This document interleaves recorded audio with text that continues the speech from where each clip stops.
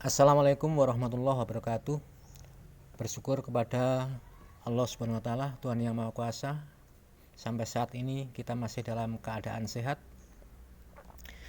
Kita gunakan kesehatan ini untuk melanjutkan belajar. Pada pelajaran sebelumnya, kalian mempelajari tentang macam-macam jaringan yang menyusun tubuh tumbuhan. Untuk pelajaran berikutnya, kita pelajari sekarang jaringan-jaringan yang menyusun masing-masing organ pada tumbuhan. Tentunya kalian masih ingat, organ pada tumbuhan terdiri dari ada organ akar, batang, daun, bunga, buah, dan biji. Nah, organ tersusun atas bermacam-macam jaringan. Yang menjadi pertanyaan sekarang, samakah jaringan yang menyusun organ akar, batang maupun daun? Nah, untuk mempelajari pelajaran ini, ada baiknya kita mengingat pelajaran sebelumnya tentang macam-macam jaringan pada tumbuhan.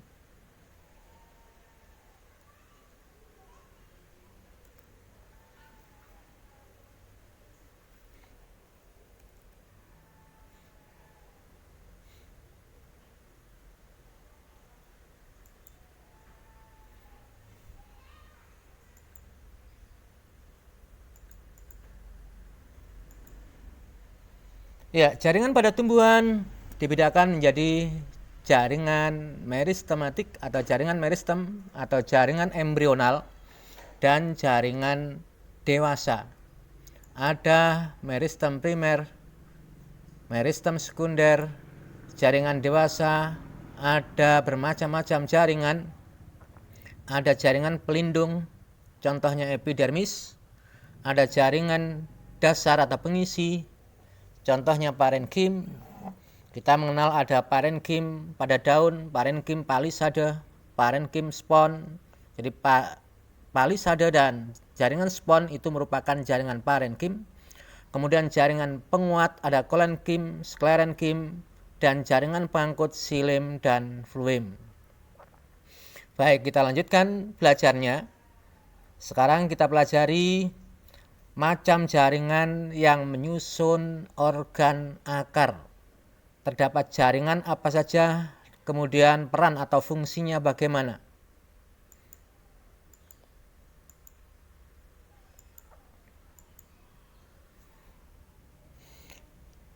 Pada layar di sini tampak gambar akar yang disayat membujur. Jadi disigar kalau dalam bahasa Jawanya. Nah, bagian akar paling ujung disebut dengan istilah tudung akar. Ini untuk melindungi akar karena jaringan akar bagian ujung ini masih lunak. Membantu juga untuk menembus tanah. Kemudian disinilah ada jaringan meristem apikal. Kemudian ada rambut akar. Kemudian di sebelah dalam rambut akar ada epidermis. Jadi rambut akar sebetulnya merupakan sel-sel epidermis yang mengalami perluasan. Di sebelah dalamnya ada korteks, ada silinder pusat. Kemudian di bagian ujung akar ada zona pembelahan. Nah, di sini berarti merupakan jaringan meristematik yang sel-selnya aktif membelah sehingga bertambah banyak, mengakibatkan bagian inilah yang mudah mengalami perpanjangan atau mengalami perpanjangan akar, ya. Kemudian di sebelah dalamnya ada zona pemanjangan. Pemanjangan maksudnya di sini pendewasaan sel. Jadi sel yang membelah tentunya ukurannya relatif pendek atau kecil, kemudian sel itu mengalami pendewasaan memanjang. Kemudian di sebelah dalamnya lagi adalah zona diferensiasi. Nah, setelah sel itu memanjang, katakan sel itu sudah dewasa. Zona diferensiasi itu maksudnya adalah sel berubah ya, membentuk struktur dan fungsi baru. Pada zona ini sebagian sel berubah membentuk struktur dan fungsi baru menjadi jaringan korteks. Kemudian ada sebagian menjadi jaringan epidermis, sebagian menjadi jaringan pengangkut, jaringan penguat, dan sebagainya. Itu yang dimaksud dengan zona diferensiasi. Baiklah, ini potongan membujur, potongan melintangnya tampak seperti pada gambar ini. Jadi kalau potongan melintang itu ditugel bahasa Jawanya. Paling luar adalah rambut akar. Rambut akar ini sebenarnya merupakan sel epidermis. Di sebelah dalamnya, berarti di daerah ini, disebut dengan korteks. Di sebelah dalamnya lagi, bagian akhir dari korteks adalah endodermis, yang fungsinya mengatur masuknya jalannya air, banyak sedikitnya air yang masuk ke silinder pusat. Di sebelah dalam endodermis, di sini terdapat silinder pusat. Di dalam silinder pusat ada jaringan pengangkut, ada silim yang pembuluhnya lebih besar, lebih tebal. Kemudian ada fluim yang pembuluhnya lebih kecil, dindingnya lebih tipis di sini. Kemudian juga ada yang warnanya kuning, ini adalah perisikl. Perisikl ini untuk membentuk percabangan pada akar. Jadi akar itu bisa bercabang karena adanya jaringan perisikl. Jadi organ akar itu tersusun atas jaringan meristem apikal dan tudung akar, epidermis, korteks, silinder pusat, ada silim dan fluim. Ini yang pokok. Kemudian kalau dikembangkan ada endodermis, ini sebetulnya merupakan korteks bagian yang paling dalam. Kemudian ada perisikl, ini bagian dari silinder pusat. Kita lanjutkan, untuk lebih jelasnya silahkan disimak penjelasan macam-macam jaringan pada organ akar.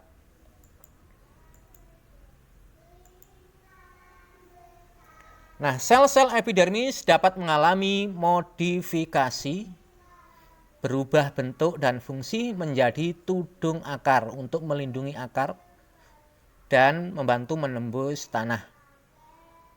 Ada kalanya tanah itu keras, cadas misalnya. Nah, kita melihat akar mampu menembus itu karena adanya tudung akar.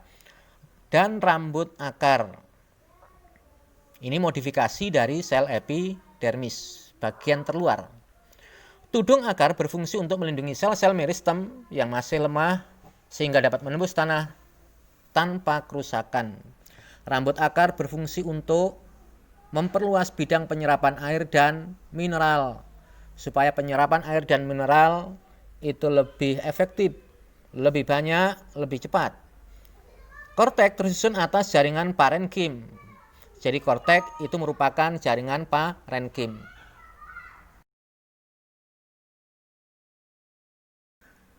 Korteks tersusun atas jaringan parenkim. Seperti kalian ketahui, parenkim berfungsi untuk menyimpan cadangan makanan. Kecuali parenkim di daun, misalnya, bisa digunakan untuk fotosintesis. Kemudian di sebelah dalam korteks ada tadi endodermis. merupakan lapisan terdalam dari korteks. Di sini terdapat pita Kaspari berfungsi untuk mengatur jalannya air dan mineral yang masuk ke dalam silinder pusat. Di sebelah dalam endodermis terdapat silinder pusat atau stele.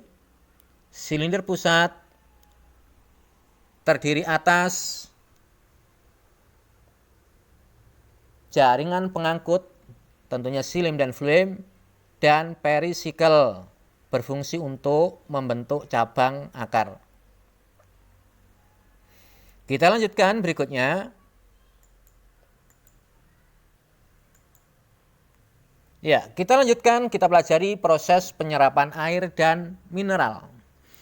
Seperti kalian ketahui bahwa akar selain berfungsi untuk menancapkan tubuh tumbuhan ke dalam tanah, juga berfungsi untuk menyerap air dan mineral dari dalam tanah.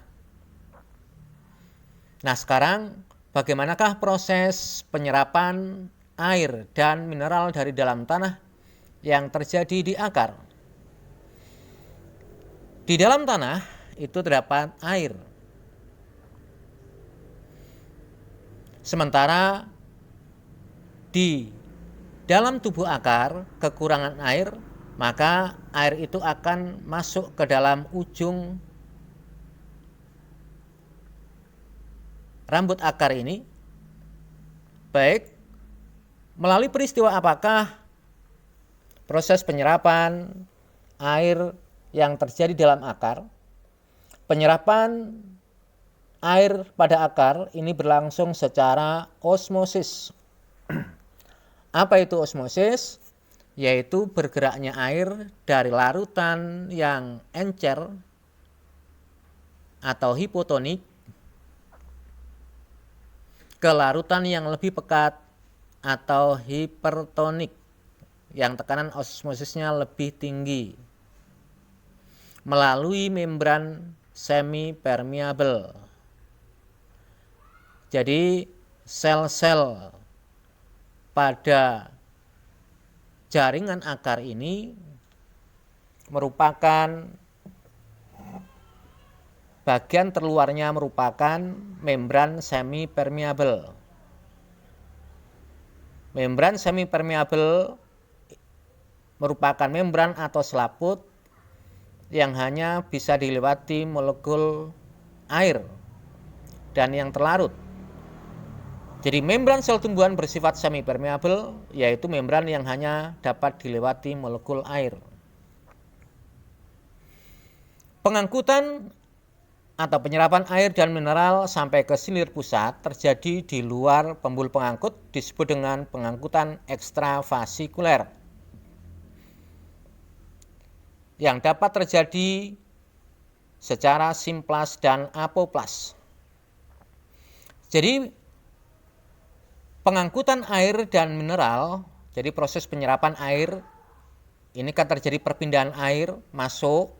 Ini disebut juga dengan istilah pengangkutan. Pengangkutan di akar ini tidak melalui xilem dan phloem, tidak melalui pembuluh pengangkut. Maka disebut dengan pengangkutan ekstravasikuler.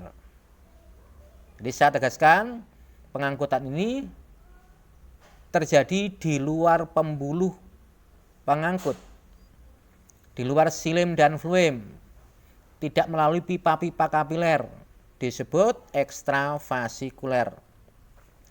Nah, pengangkutan ekstravasikuler ini bisa terjadi secara simplas dan apoplas. Kalau simplas, perhatikan di sini yang lintasan warna biru.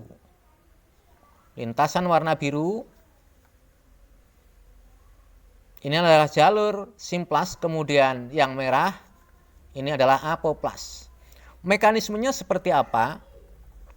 Jadi mekanismenya seperti ini. Di dalam tanah itu terdapat air, sementara di dalam sel epidermis ini kekurangan air. Maka secara osmosis air akan bergerak menuju ke daerah yang lebih pekat atau hipertonik. Gambarannya begini aja. Kalau misalnya anak-anak memiliki dua adonan mau bikin roti misalnya. Yang satu adonannya itu encer, yang satu pekat. Kemudian kamu sandingkan di situ, nanti air akan bergerak menuju ke daerah yang kekurangan air atau daerah yang lebih pekat. Dari yang encer ke lebih pekat. Nah, itu contoh sederhana peristiwa osmosis. Jadi air tidak hanya bergerak dari tempat yang lebih tinggi ke tempat yang lebih rendah. Tidak hanya itu, tetapi air juga bergerak dari daerah yang kelebihan air atau bahasa lainnya encer atau hipotonik, tekanan osmosisnya rendah, menuju ke daerah yang lebih pekat. Jadi saya ulang, untuk yang lintasan simplas yang warnanya biru, dalam tanah terdapat air, berarti di sini keadaannya hipotonik atau encer.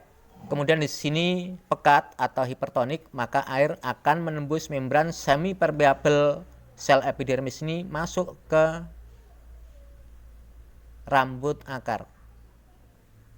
Nah, selanjutnya setelah rambut akar itu menerima air, keadaannya menjadi hipotonik atau encer. Sementara sel yang kedua di sini kekurangan air, maka menuju ke sel yang kedua.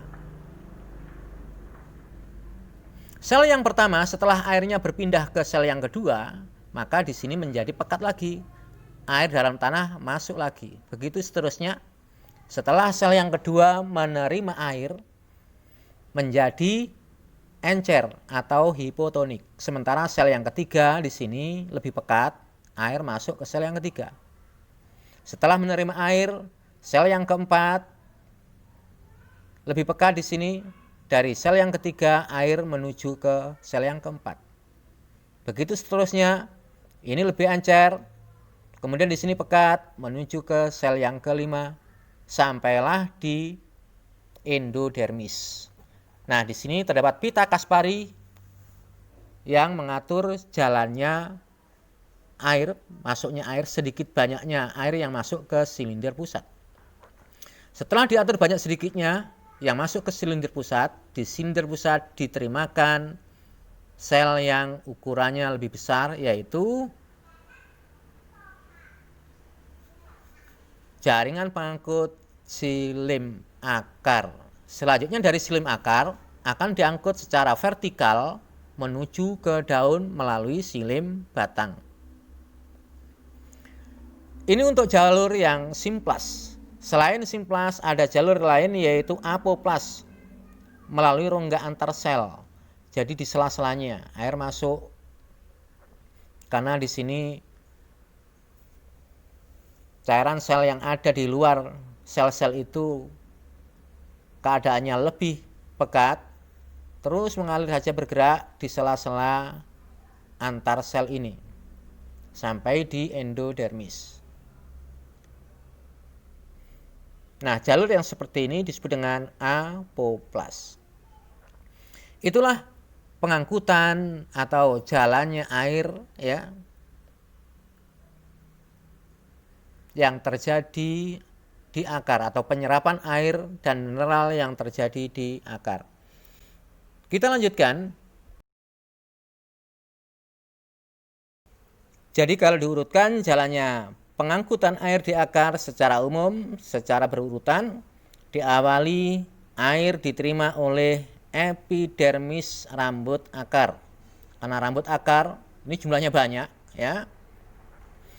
Ini merupakan sel epidermis. Kemudian diterima berikutnya oleh korteks. Korteks ini merupakan parenkim atau jaringan parenkim.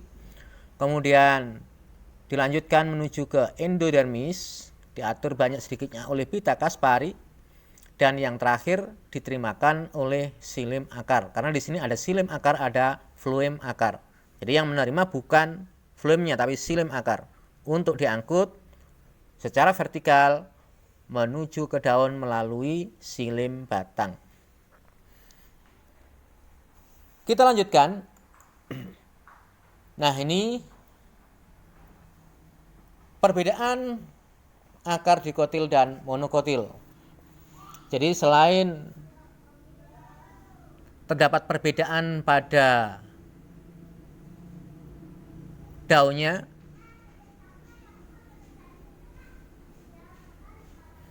pada akar pun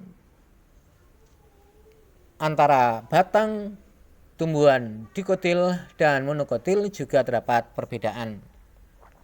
Nah, perbedaannya bisa kamu lihat pada gambar, kamu cermati di sini. Nah, perbedaan yang pokok di sini terdapat pada bagian silinder pusatnya. Ini adalah endodermis, di sebelah dalam endodermis adalah silinder pusat. Nah, silipnya yang lubangnya lebih besar. Ini pada monokotil di sini. Kemudian fluemnya yang lubang-lubangnya lebih kecil pada monokotil yang di sini. Nah, ini perbedaan akar dikotil dan monokotil. Kita lanjutkan yang berikutnya, kita pelajari struktur dan jaringan pada organ batang. Untuk mengamati jaringan pada yang menyusun organ batang, ya tentunya batang itu dipotong. Dipotong melintang, kita bisa mengambil batang kacang tanah misalnya untuk mewakili tumbuhan dikotil.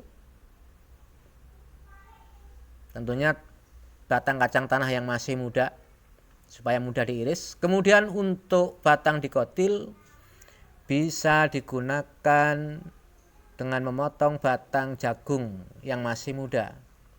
Kemudian dilihat di mikroskop, gambarnya tampak seperti ini.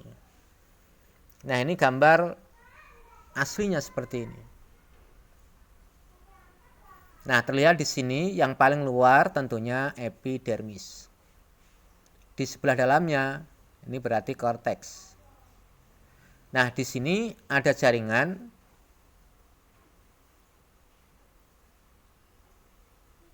yang berbeda antara monokotil dan dikotil. Nah, jaringan yang berbeda di sini ini adalah silinder pusat, silim dan fluemnya. Kita lihat pada tumbuhan batang monokotil, silim dan fluemnya tersebar. Artinya tidak teratur. Kalau di sini tersusun teratur dalam satu lingkaran. Ini kalau digenapkan melingkar seperti ini.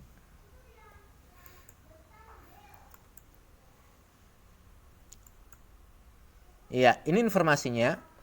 Struktur anatomi batang mirip dengan akar. Terdiri dari epidermis, korteks, sama berarti ya, kambium vaskuler, dan berkas pengangkut yang terdiri dari silim dan fluem. Pada batang yang sudah dewasa, epidermis akan rusak digantikan periderm atau jaringan gabus. Jaringan gabus terdiri dari sel-sel mati. Jadi kalau tumbuhan menahun yang besar, biasanya epidermis akan rusak, berubah menjadi jaringan gabus.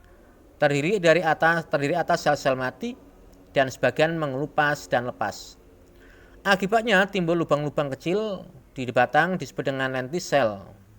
Lentisel ini sebagai tempat pernafasan, keluar masuknya udara pernafasan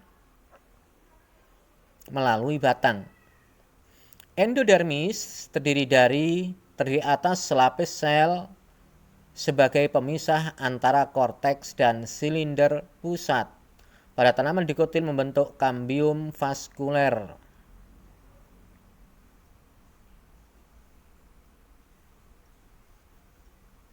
Kita lanjutkan.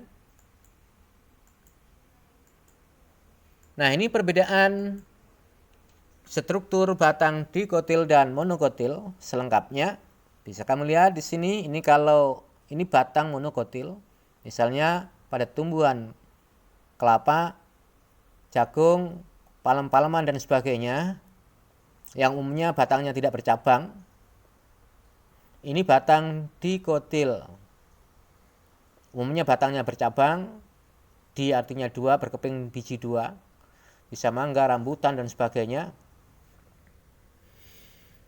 Batangnya kalau diiris melintang, ditugel, dilihat di mikroskop, tampak seperti ini. Pembuluh pengangkutnya, xilem dan fluemnya letaknya tersebar. Jadi antara xilem dengan fluem itu selalu berpasangan, berikatan.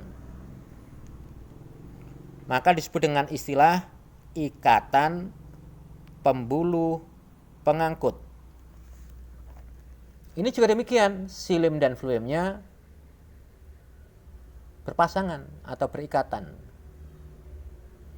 Jadi perbedaannya, pada batang dikotil letak berkas pembuluh pengangkut, maksudnya xilem dan fluemnya, dikotil yang di sini tersusun teratur dalam satu lingkaran. Xilem di dalam dan fluem di luar. Xilemnya di sini, ini kambiumnya. Jadi pada bagian kayunya, oleh karena itu disebut juga dengan pembuluh kayu. Kemudian di bagian kulit ada fluemnya. Jadi kalau misalnya ada batang dikotil yang dikelupas kulitnya sampai bersih, ya, kemudian juga kambiumnya dihilangkan, seperti ketika orang mau mencangkok. Nah, di situ yang terbuang bagian pembuluh pengangkut yang mana? Iya benar, yang hilang adalah pembuluh fluemnya. Nah, fluem ini berfungsi untuk mengangkut hasil fotosintesis dari daun ke seluruh tubuh tumbuhan termasuk ke akar. Kemudian kambium, kita lihat pada batang dikotil tidak memiliki kambium, tidak ada. Saya ulang, untuk dikotil antara xilem dan fluem, yang di sini xilem, fluem terdapat kambium. Monokotil tidak ada kambiumnya. Nah, kita tahu bahwa kambium merupakan jaringan meristematik, ya, yang mudah membelah ke arah luar membentuk fluem baru, ke arah dalam membentuk xilem atau membentuk kayu baru. Maka dari itu, dengan adanya kambium, batang dikotil bisa tumbuh membesar. Kita lanjutkan. Ya, struktur pada dan jaringan pada organ daun. Seperti yang sudah saya kenalkan di awal, daun merupakan organ. Karena merupakan organ, tentunya tersusun atas bermacam-macam jaringan. Ada jaringan epidermis atas, ada epidermis bawah, yang fungsinya untuk melindungi jaringan yang ada di dalamnya. Kemudian di sebelah dalam epidermis ini disebut dengan istilah mesofil atau jaringan dasar. Ada jaringan tiang atau palisade, kemudian ada jaringan bunga karang yang sel satu dengan yang lain agak berjauhan. Kalau di sini rapat. Ada juga jaringan pengangkut xilem dan fluem yang berupa pembuluh-pembuluh kapiler, pembuluh-pembuluh seperti rambut. Ini letaknya di bagian tulang-tulang daun atau urat daun. Kemudian ada epidermis bawah. Di sini ada epidermis yang membentuk sel penjaga yang mengapit stomata di sini. Baik, penjelasan tentang jaringan yang menyusun organ daun. Ini gambar organ daun, ya, semacam 3 dimensi. Ini pembuluh pengangkutnya, xilem fluem. Ini jaringan tiang. jaringan spons, epidermis atas, epidermis bawah. Epidermis atas terdiri dari satu lapis sel berfungsi melindungi jaringan di bawahnya. Pada beberapa tumbuhan, epidermis dilapisi oleh lapisan lilin atau kutikula. Kutikula merupakan lapisan yang sukar ditembus air untuk mengurangi penguapan. Jadi tidak tembus oleh air, kedap. Pada tumbuhan-tumbuhan xerophyte, kemudian contohnya pada kaktus juga kurma, nah di situ lapisan kutikulanya lebih tebal. Kalau pada tumbuhan yang tumbuh di tempat basah, kutikulanya tipis. Kita lanjutkan.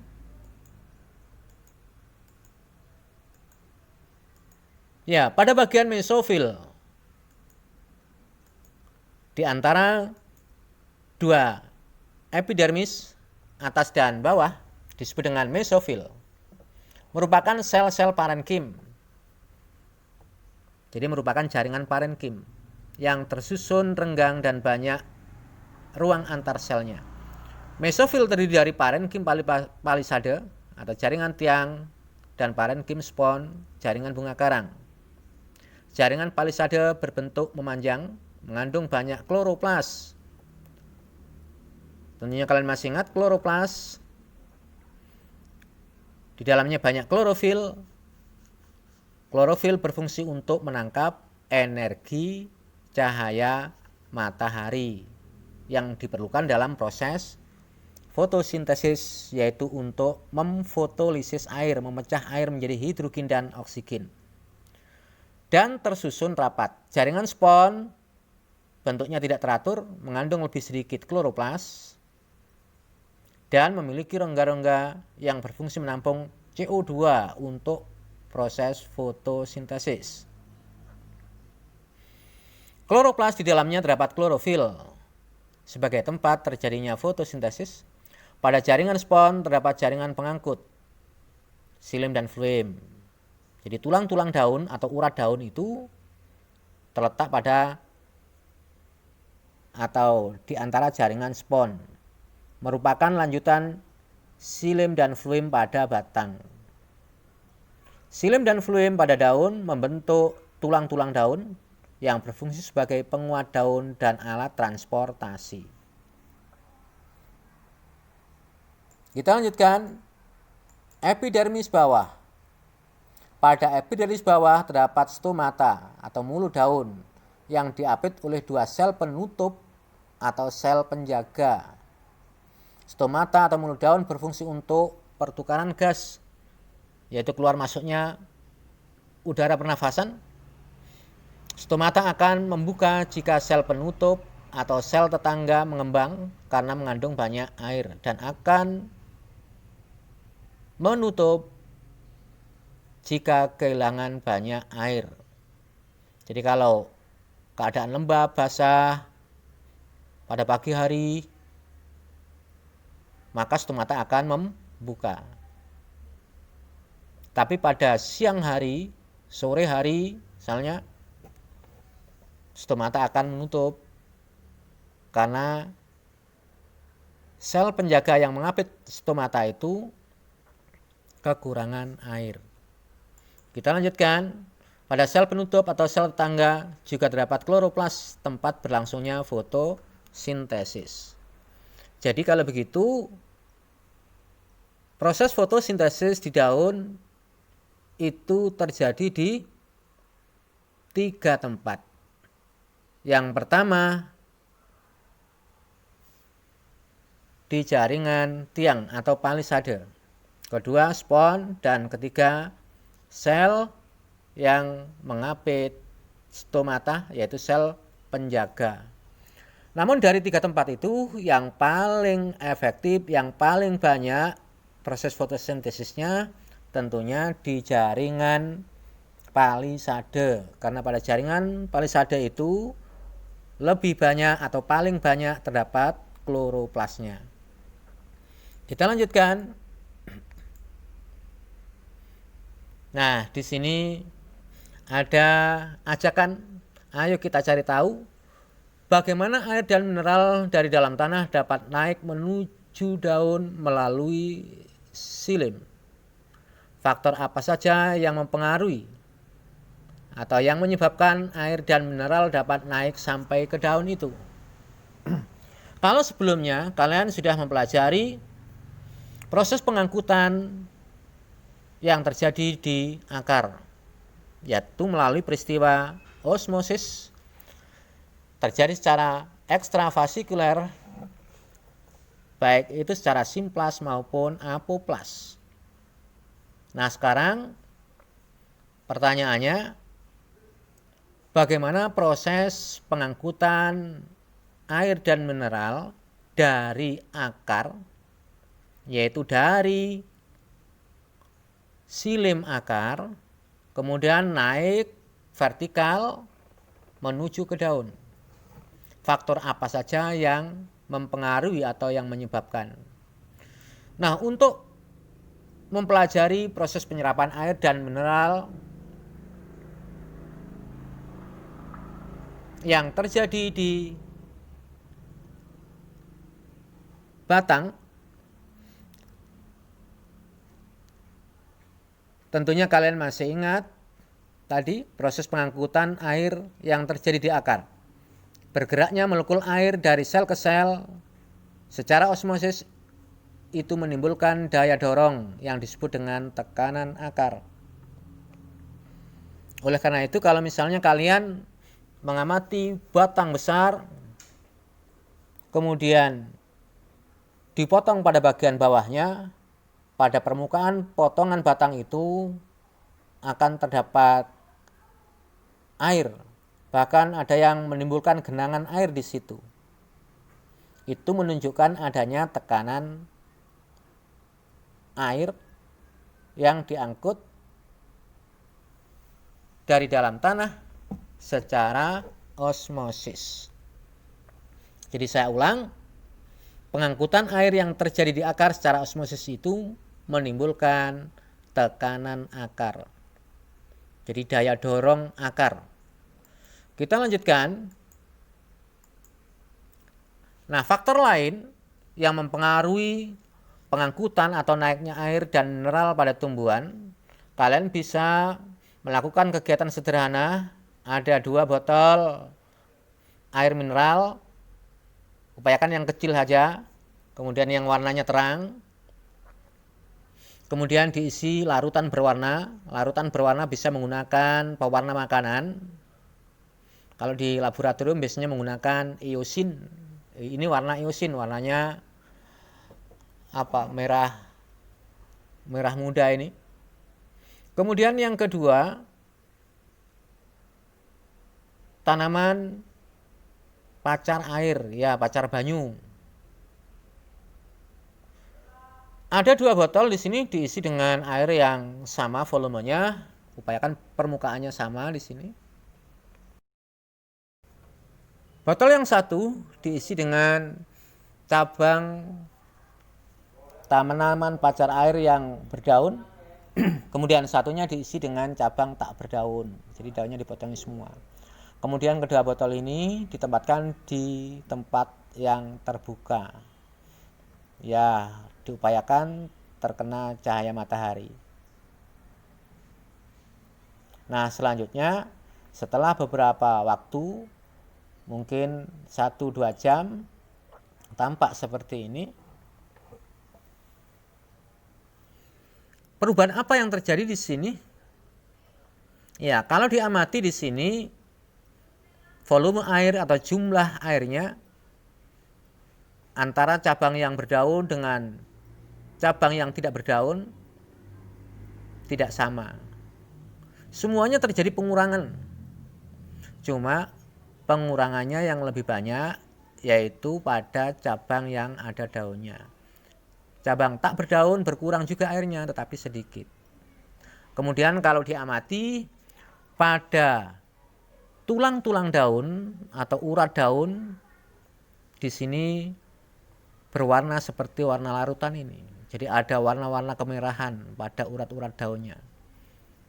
Berarti menunjukkan air sampai di sini. Air berwarna ini sampai di sini. itu menunjukkan terjadinya pengangkutan air sampai ke sini. Jadi berwarna seperti warna larutan itu menunjukkan adanya pengangkutan air. Kemudian di sini pada cabang yang tidak berdaun, pada permukaan potongan daun ini, kan daunnya dipotong-potong, ini permukaannya berwarna seperti warna larutan ini. Ini menunjukkan bahwa air dari dalam botol ini juga diangkut ke sini. Nah, pertanyaan berikutnya, mengapa yang berdaun lebih banyak air yang berkurang atau air yang diangkut? Nah, tentunya setelah sampai di daun, air banyak menguap. Karena di sini lengkap daunnya, permukaan penguapan masih banyak luas sehingga air banyak yang menguap. Kemudian untuk menjaga bahwa sel-sel ini tidak kekeringan, maka air akan naik. Jadi kalau sel itu kekurangan air, dia akan menyerap. Ya, peristiwa osmosis itu. Jadi setelah beberapa waktu larutan dalam botol, 2 botol berkurang. Ini menunjukkan terjadinya pengangkutan air. Pada botol yang berisi cabang tak berdaun, larutan berkurang lebih sedikit. Karena adanya daya kapilaritas silim batang. Jadi pengangkutan ini disebut dengan kapilaritas silim batang atau kapilaritas pembuluh kayu. Jadi pengangkutan air ini disebut dengan istilah atau karena adanya daya kapilaritas pembuluh kayu.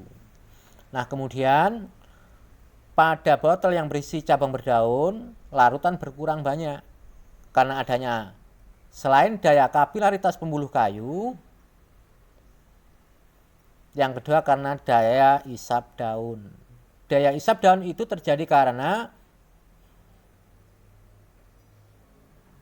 berkurangnya jumlah air di dalam daun, sehingga menyebabkan sel-sel daun itu pekat.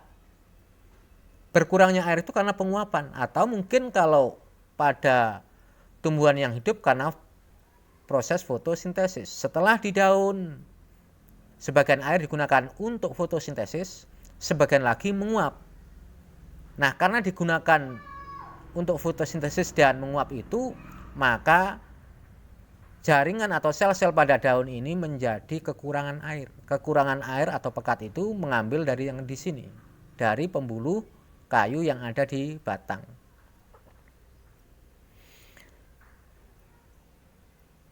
Keluarnya air atau penggunaan air untuk fotosintesis dan sebagian besar karena menguap inilah yang disebut dengan istilah daya isap daun.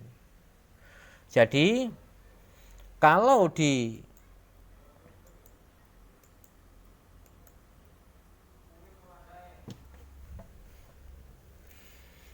secara keseluruhan, jadi faktor yang menyebabkan naiknya air dari dalam tanah sampai ke daun, yang pertama terjadi karena adanya tekanan akar atau daya tekan akar.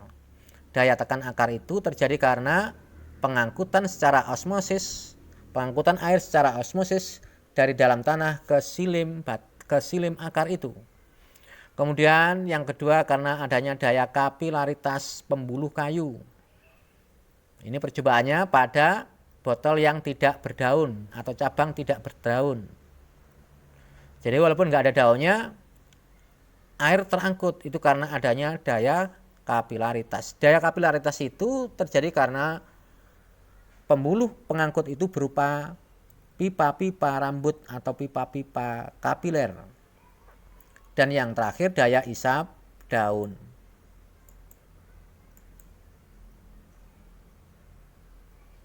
Nah, ini informasinya.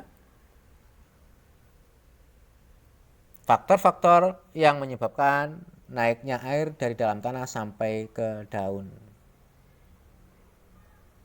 Baik anak-anak, itulah pembelajaran pada saat ini.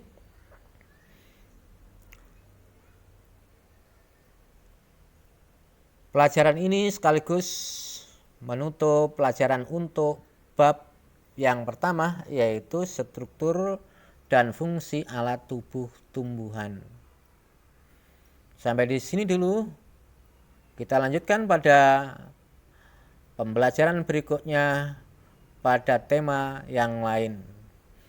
Saya akhiri, wassalamualaikum warahmatullahi wabarakatuh.